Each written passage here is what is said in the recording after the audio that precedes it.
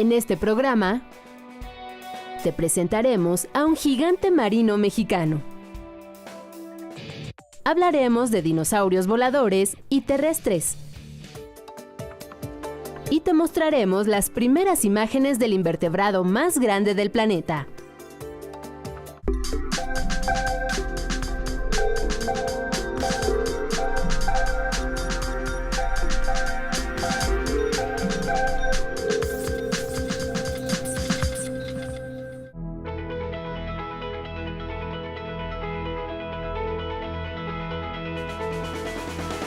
Bienvenidos a Factor Ciencia, yo soy Alejandro García Moreno. En esta ocasión me encuentro en Universum, Museo de las Ciencias de la UNAM. Aquí vamos a visitar la exposición Travesía, que es sobre uno de los cetáceos más grandes de los océanos, la ballena gris, orgullosamente mexicana. Este animal estuvo en peligro de extinción hace algunos años, pero hoy es un ejemplo de que los humanos podemos hacer mucho más por la conservación de las especies que habitan nuestro planeta. Acompáñame a este recorrido por Travesía, aquí en Universum, Museo de las Ciencias.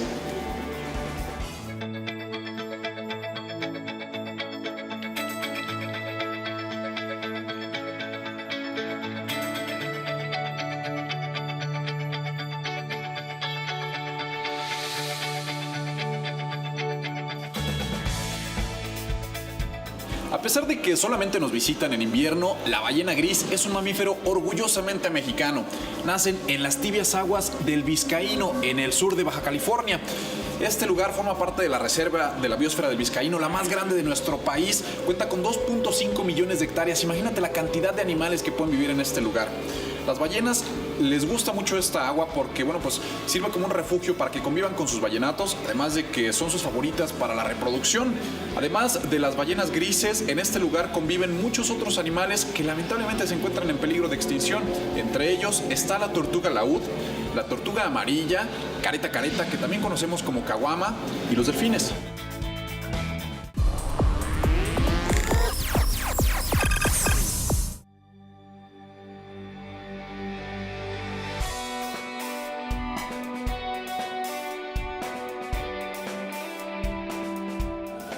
La ballena gris es la que realiza la mayor travesía de todo el reino animal. Este animal comienza con su viaje en las aguas frías del mar de Bering y del océano Ártico para después pasar por Canadá, Estados Unidos, antes de llegar a nuestro país, a las costas de Baja California Sur. Afortunadamente, este viaje puede ser monitoreado vía satélite y estas ballenas ya no viajan solas.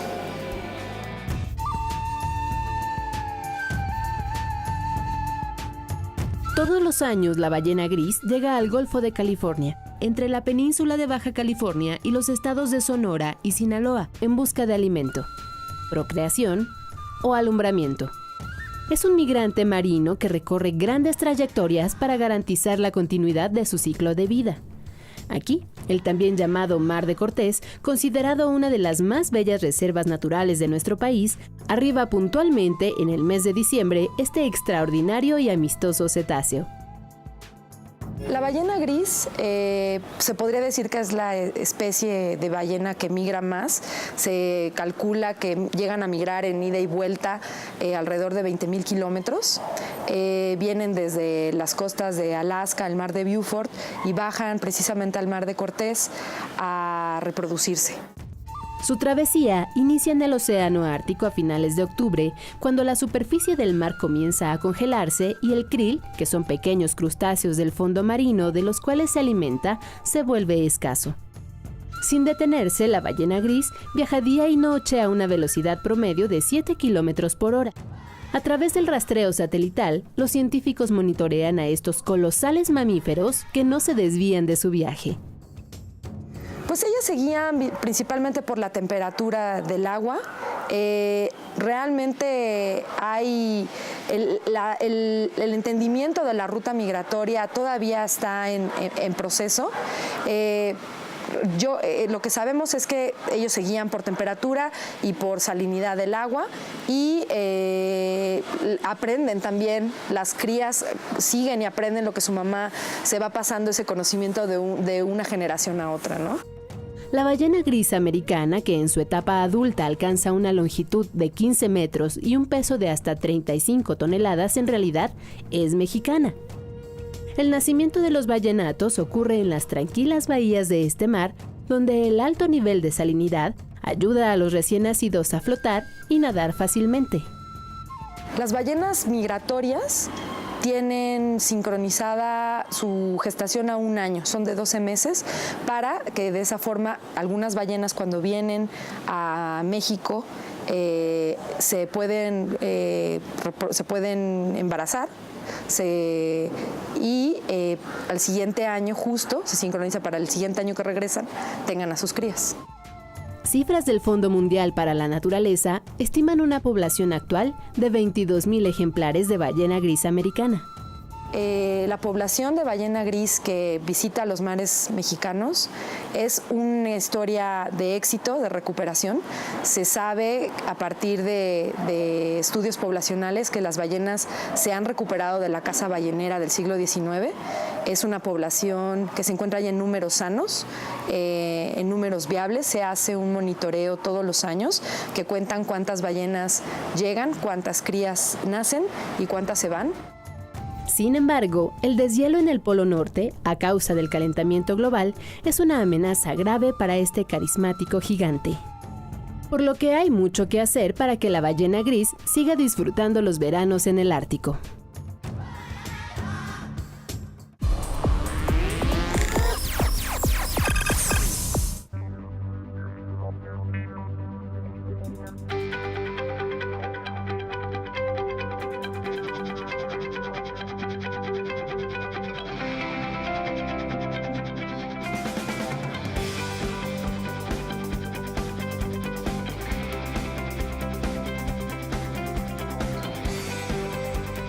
Esta es la joya dentro de la exposición Travesías sobre la ballena gris, aquí en Universum Museo de las Ciencias de la UNAM. Se trata de un esqueleto de ballena gris de aproximadamente 12 metros de largo.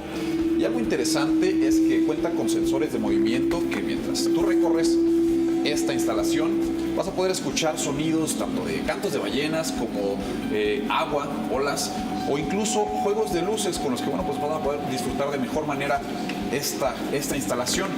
Aquí encontramos un ejemplar de aproximadamente 12 metros de largo que pertenece a la Colección Nacional de Mamíferos del Instituto de Biología de la UNAM. Sin embargo, a pesar de su gran tamaño, es un juvenil, es una ballena joven. Un adulto de ballena gris puede llegar a medir hasta 15 metros y pesar 35 toneladas. Pero si hablamos de gigantes, no se compara con el tamaño de la ballena azul, el animal más grande de todo nuestro planeta. Esta ballena azul puede llegar a medir hasta 30 metros y pesar más de 200 toneladas. La ballena azul es incluso más grande que muchos de los dinosaurios que habitaron nuestro planeta hace millones de años.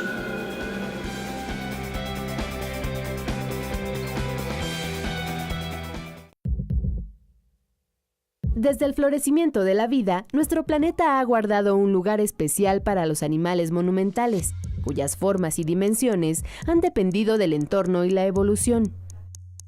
Pensemos en la era paleozoica, hace más de 360 millones de años, cuando la vida se desarrollaba particularmente en el mar.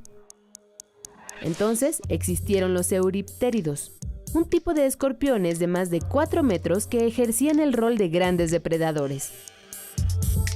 De esa misma etapa eran los nautiloideos. Y las amonitas están enrolladas así como el nautilus actualmente.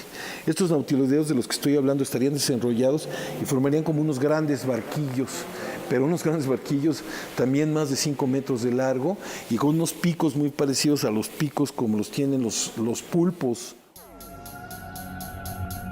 Al final de la era paleozoica, hace más de 290 millones de años, los reptiles evolucionaron y ganaron altura de forma impresionante. Para el Mesozoico, hace más de 200 millones de años, había ejemplares colosales como los saurópodos, los animales terrestres más grandes que han pisado este planeta, con más de 30 metros de longitud. Se les ha denominado también sismosaurios debido a las trepidaciones que provocaban al caminar.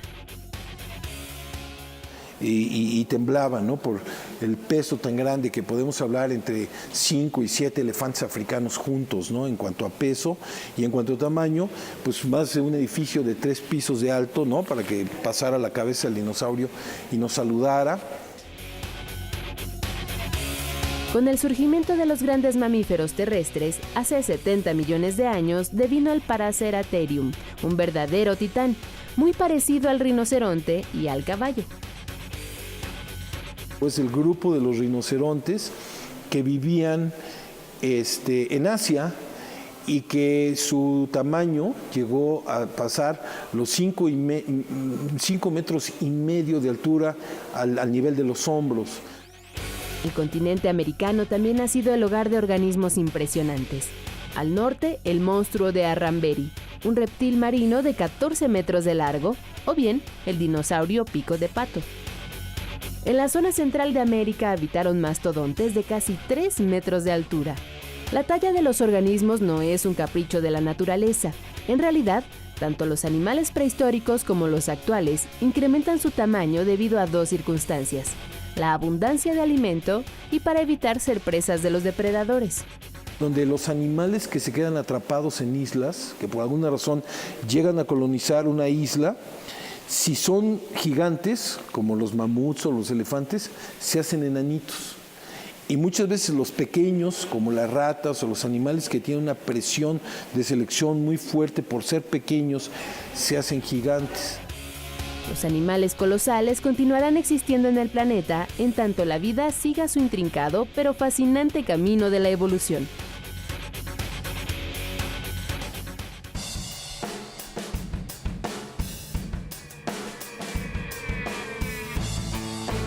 Cuando hablamos de reptiles, generalmente pensamos en especies terrestres o acuáticas. Pero en la era mesozoica, esto fue hace 230 millones de años, los reptiles también dominaron los cielos. Eran los pterosaurios, o también los conocemos como pterodáctilos.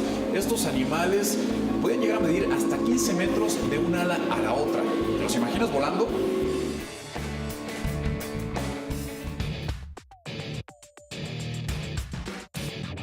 Antes que las aves surcaran los cielos, los reptiles ya lo habían hecho.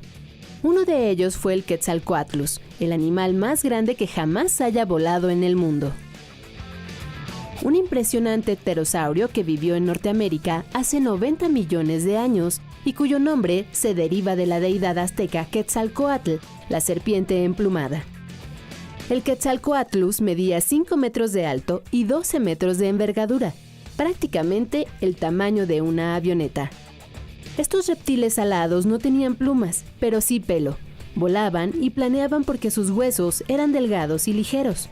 Sus alas estaban formadas por una membrana semejante a las alas de los murciélagos. En la localidad de Chapada do Araripe, al sur de Brasil, investigadores del país sudamericano encontraron los restos fósiles de un Tropeognathus necembrinus, el hallazgo más completo hasta ahora de un pterosaurio. Luego de una reconstrucción, los paleontólogos pudieron precisar que el esqueleto pertenece a un macho de 8 metros de envergadura que vivió hace aproximadamente 110 millones de años. El proyecto de restauración fue posible gracias a la Fundación Río de Janeiro, que financió las investigaciones. Ahora, el fósil de este reptil volador, que se distinguió por tener dentadura y una cresta en el pico, se exhibe en el Museo Nacional de la Universidad Federal de Río de Janeiro.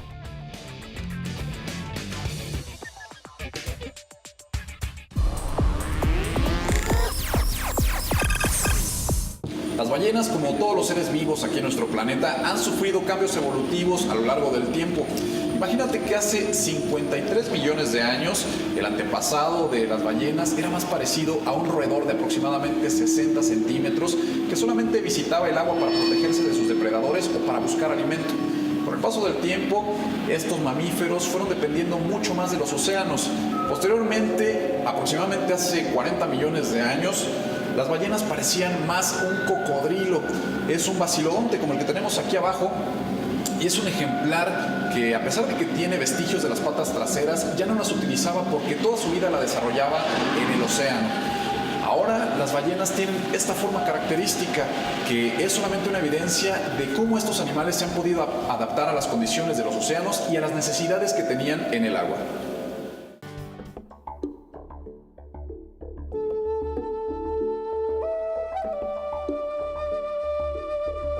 Hace 130 millones de años, nuestro planeta era un sitio verdaderamente hostil. Extensas áreas mantenían elevadas temperaturas y los dinosaurios dominaban la Tierra. Entre estos reptiles solían representarse luchas encarnizadas. Los cocodrilos gigantes eran el terror de algunas especies de saurios y pterosaurios, los primeros vertebrados voladores. Los dinosaurios y los pterosaurios se extinguieron, pero descendientes de los arcosaurios o lagartos dominantes lograron sobrevivir incluso con una fisonomía muy parecida. Prácticamente no han tenido ningún cambio radical desde entonces hasta ahora, ni siquiera en el tamaño, porque si un cocodrilo del Nilo se dejara crecer hasta estas, se puede llegar a tener unas dimensiones similares. Los especialistas piensan que la razón por la que estos grandes lagartos sobrevivieron a la gran extinción fue por su capacidad de adaptación. Los cocodrilos viven tanto en tierra como en el agua y se alimentan de casi cualquier animal vivo o muerto. Si el ambiente es adverso, se aletargan para gastar menos energía y requerir poco alimento. En nuestro país también vivieron estos enormes animales prehistóricos. Este esqueleto perteneció a un arcosaurio que habitó el norte de México hace 73 millones de años. Fue encontrado en el desierto de Saltillo, Coahuila. Fue una vez que hicimos una expedición a la parte norte de Coahuila, hace unos 3 años, aproximadamente 4 años. Descubrimos varios huesos de dinosaurios, algunos fragmentos de tortuga, y así estábamos sucesivamente hasta que encontré unos dientes bastante grandes de un cocodrilo, que era ese ejemplar.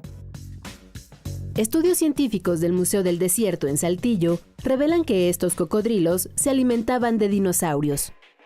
De hecho, en el mismo lugar donde encontramos este ejemplar, encontramos también vértebras de un dinosaurio pico de pato mordidas por un cocodrilo. En el trabajo de campo no se obtuvo el esqueleto completo de cocodrilo. Solo se encontraron algunos colmillos, vértebras, fragmentos de mandíbula y osteodermos, que son las placas que recubren a estos animales y que les da un aspecto acorazado. Sin embargo, los científicos hicieron una reconstrucción ósea completa.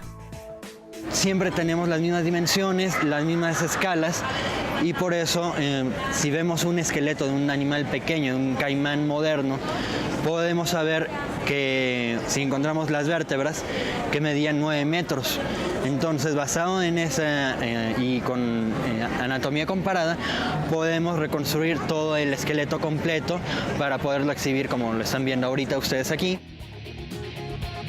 Los cocodrilos gigantes encontrados en el desierto de Coahuila son solo unos cuantos de los muchos fósiles hallados en nuestro territorio.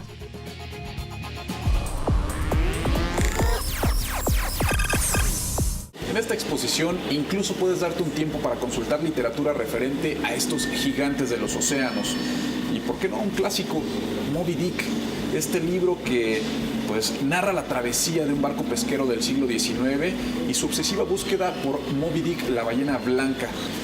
Otros de los animales de gran tamaño son los calamares gigantes, que por su aspecto pueden ser muy similares a calamares de menor tamaño. Por cierto, se han documentado 8 especies y entre sus características es que son muy veloces y viven en el suelo marino, en las profundidades de los océanos.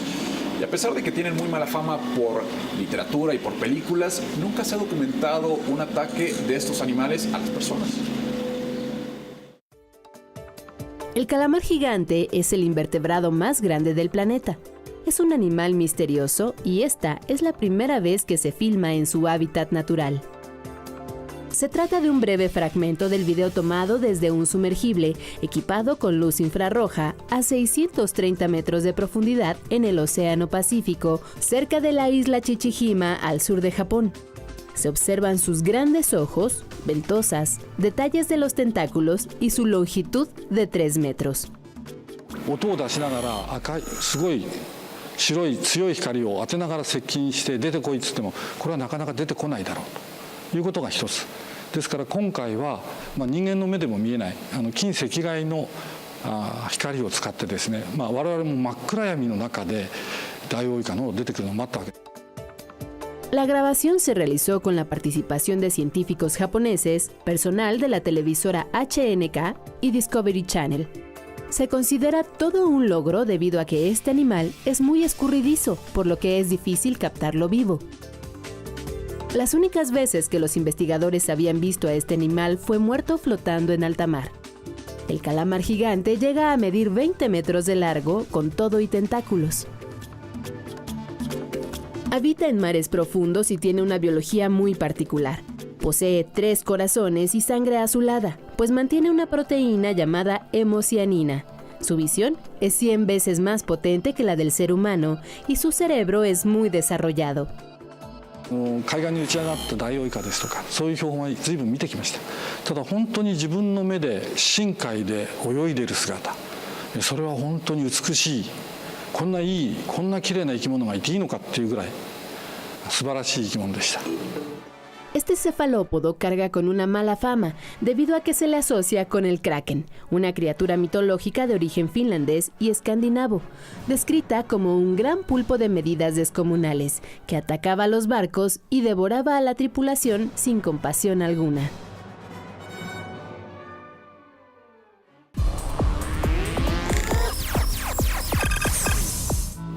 Si crees que lo que te hemos presentado en el programa es grande, te vas a sorprender cuando conozcas al animal más largo del mundo. Puede llegar a medir hasta 50 metros.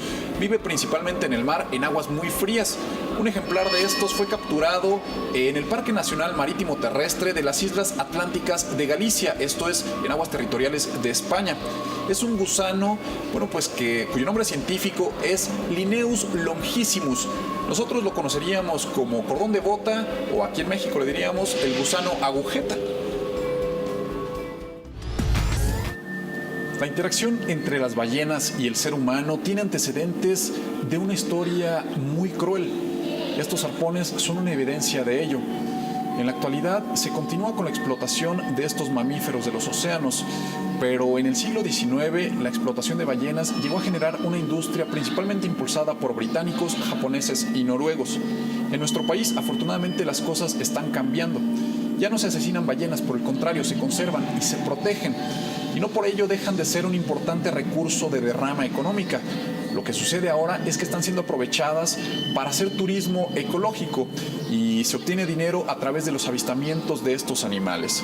Sin duda, estos arpones son la evidencia de que aún tenemos mucho que hacer y mucho que aprender para poder convivir de mejor manera con las especies con las que compartimos este planeta.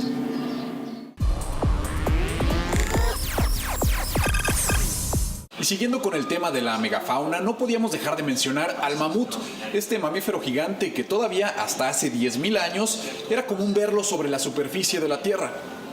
Se han documentado 11 especies de mamuts. Las más grandes superaban los 5 metros de altura, mientras que las pigmeas y enanas alcanzaban apenas 1 o 2 metros. Su pariente más cercano es el elefante asiático, pero se diferenciaba de él por ser más robusto, sus enormes colmillos enroscados de más de 3 metros y su densa capa de lana que cubría su piel para protegerse de los glaciares.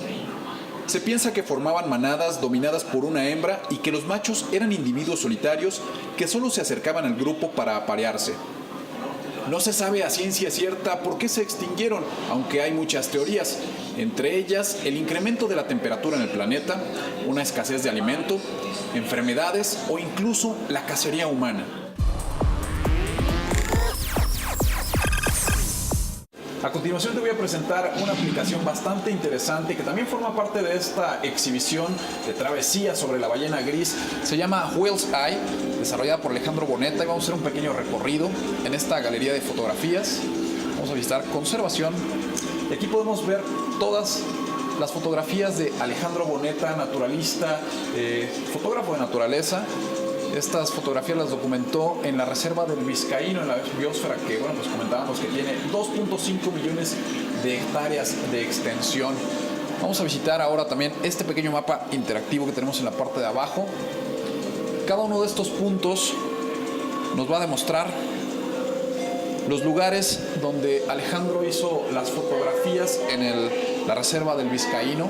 podemos ver toda la variedad de plantas, de animales en este lugar que, a pesar de ser un desierto, cuenta con una gran cantidad de vida. Te invito a que descargues esta aplicación Who Else I a través de iTunes. Está disponible solamente para iPad, no te la puedes perder.